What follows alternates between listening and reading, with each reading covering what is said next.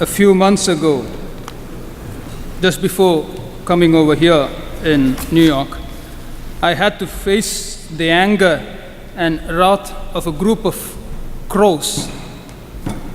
Near to our monastery, there are a few mango trees, and it was summer, and it was full of mangoes. And as I'm sure all of you like mangoes, and as I too like mangoes, I thought I will go over the trees and pluck the mangoes because they were ripe enough to be plucked, and I climbed over them and started plucking them.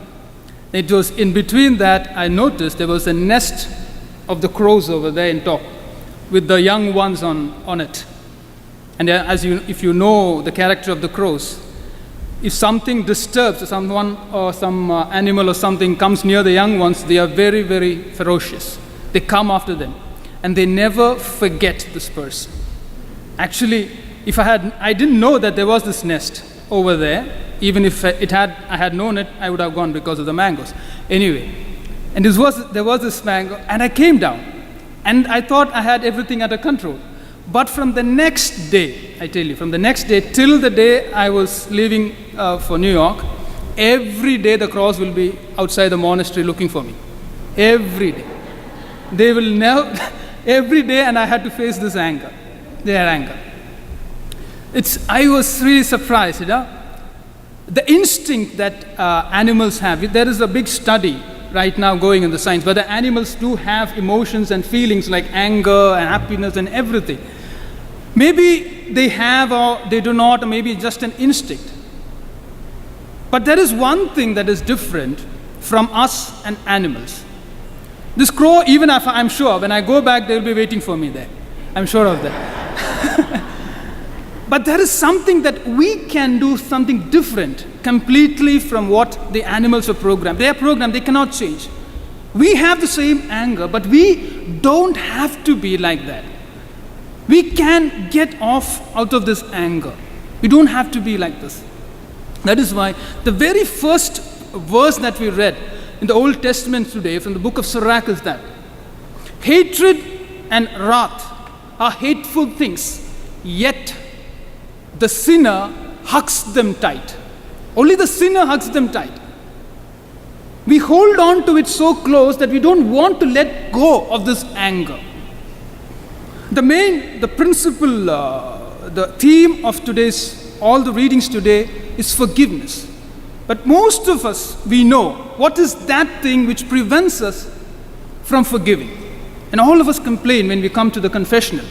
It's the anger inside us which prevents us from forgiving. There is this, you must have heard of the story, where these two brothers, let's put their name as Jack and Tom. And they were brothers and they were living together, and something happened in between their life, and they got angry with each other, and they couldn't forgive each other, and they separated. And after that incident, they never talked to each other, and they lived to their old ages for many years. And as they were almost at their last years, this elder one, that is Jack, was about to die, and the parents, the relatives all thought, okay, it is high time that they get away from this, and they should come to reconciliation. And they talked to Tom, and the priest was called, and the priest was there at the deathbed of Jack, and Tom was there, and the priest made the reconciliation, whatever was there, and they reconciled. Okay, everything is set. And both of the brothers too agreed, okay, I forgive you, you forgive them. I forgive you. And then as Tom was leaving, Jack, with the last bit of energy that was there in us, he got up, put out his arm with the fist and said, Tom, this counts only if I die. This counts only if I die. This is the way sometimes we hold on to the anger. We are never able to get out of this anger that we set ourselves into because of something that will happen to us. And we carry it on till the grave, and we think we are entitled to it. But actually we don't recognize how much it is causing a harm to ourselves. It's like we say, I can hold on to this anger. What is it? I'm entitled to this, isn't it? It's like you drink a cup of poison and say, because of this, I'm drinking this poison, and the person who is causing me this should die. That's the way we react to anger. Because this person has caused me anger, this problem, this hurt. So, because of this, I'm hurt. And they say, so I'm drinking this poison and I'm wanting that other person to die. This will not happen. That's why there is this, I heard this, a talk in TED Talks by Brant Hansen. He has a wonderful talk, titled, Forgiveness in the Age of Anger. Forgiveness in the Age of Anger. The title was very wonderful for me. He calls this age an age of anger. If you have any doubt about this, you must realize, just take your vehicle outside the road, you will see that. A very small moment of disturbance in the road, you will see all kinds of words and all kinds of shouting.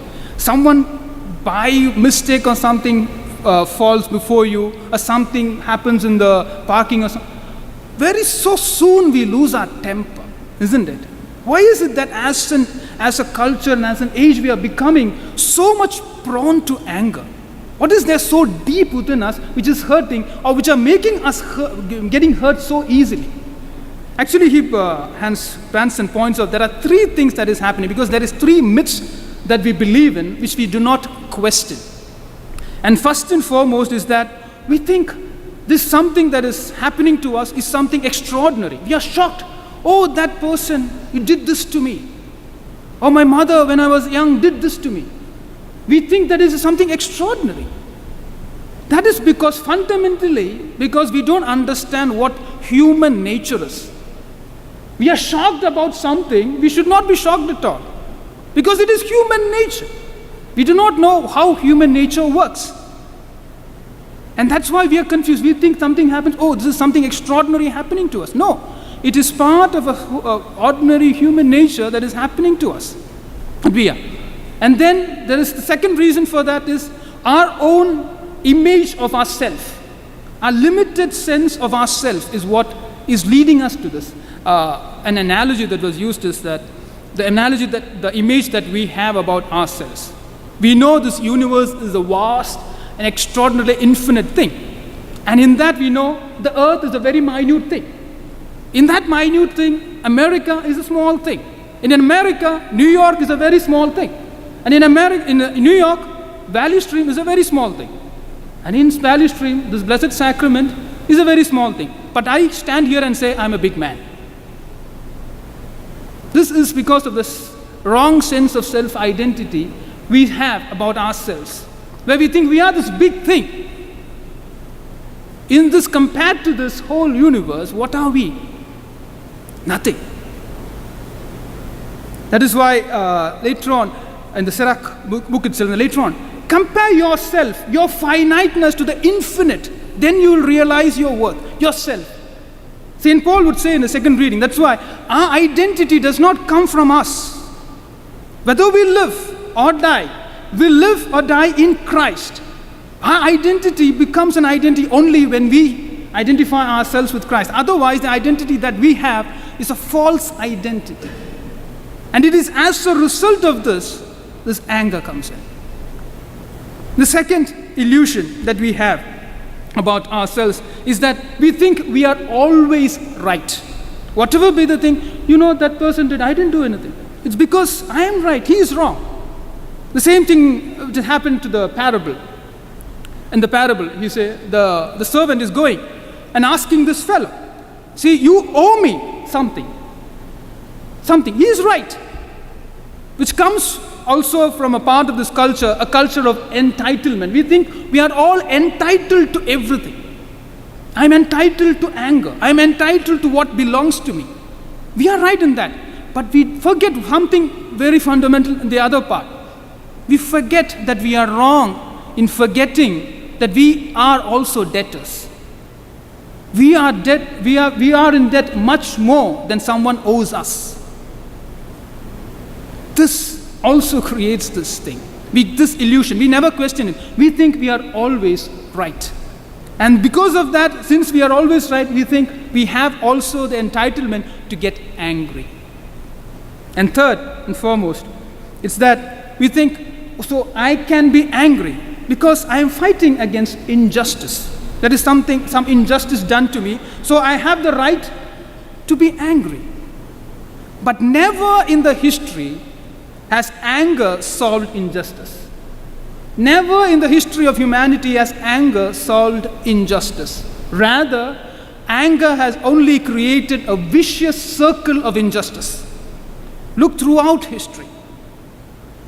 And most of us, we all know that. Never make a decision or do an action in anger. Because either it will create a destruction or it will lead you to inaction. That is why forgiveness is important. Forgiveness is the right action. Rather, that's why we sometimes people do complain. Why am I not able to forgive? Because I am angry. We equate anger and forgiveness. But we don't understand anger is an emotion or a feeling. Forgiveness is not an emotion or a feeling. It is an action. It is a very conscious action that we make in order to break the cycle of anger. Unless we do that very consciously, we will be always in the vicious circle that we will be. That's why in the part that we read in the first reading of Sirach, actually 2 or 3 verses before that, the author would say, I hate those people, and the Lord also hates those who put a stone above and make that stone fall over them. Actually, he's comparing that to the people who are vengeful. What they are doing is actually, they are creating a snare or a trap for someone else, but they themselves are falling into it. It's like when we are angry, what we are doing is, we are looking up and spitting. What happens? It falls on us. This is what is happening. So rather than doing that, break that. So anger can never be a solution to your problems or your troubles that you have in your relationship. You have to break it with this action of forgiveness. It is a very conscious act. It is not something that will happen to us just like that. For that, that's why the Lord would always say, it is a gift that is been given to you. When we have to recognize it. In order to recognize it, I have to recognize my identity. My identity with comparison to nothing else, but with God. That is why Pope Alexander would say, to err is human. Actually, the translation is humane. To err is humane, but to forgive is divine. Actually, the gift that Lord is giving us every day is a gift of forgiveness, where there is this possibility for us to transfer from being human the possibility of becoming divine.